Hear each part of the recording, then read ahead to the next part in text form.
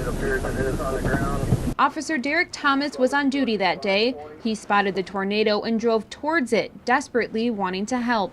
Moments later, he saw someone trying to outrun it. When I saw him, he was waving his arms. He told me he had tried to knock on people's doors and get them to stop, but they just drove right past. And so he ran to my car and hoped I could get him somewhere where the tornado was not. Thomas got him to safety and raced back to help others. On this day, we revisited that spot. Thomas still struggles to understand all of it. In the beginning, it was just me. I just try and do what you can with who you can. You know, I mean, I'm not Superman. I can't save everybody, but I was going to do my best to save whoever I could. Meanwhile, on the other side of town, another officer's house was heavily damaged in the tornado.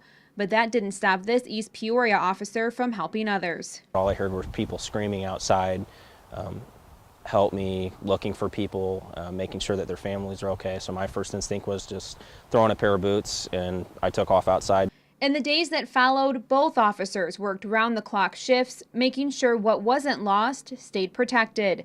Something Swearingen says hit close to home. Not only you were affected, but you're out and you're working and you're watching other people's homes that were affected. It just means a little bit more to you, I think, knowing that you went through it as well. And while it may be a year later, it's a day these first responders will never forget. Even a high, strong gust of wind at times, you kind of think about it a little bit differently. Every time I drive through here, I remember that day, because had I decided not to go down there, not to go see what people were talking about, ignore them, you know, go back to reports or whatever, it could have ended differently. So it's a heavy feeling. In Tazewell County, I'm Catherine Tellez.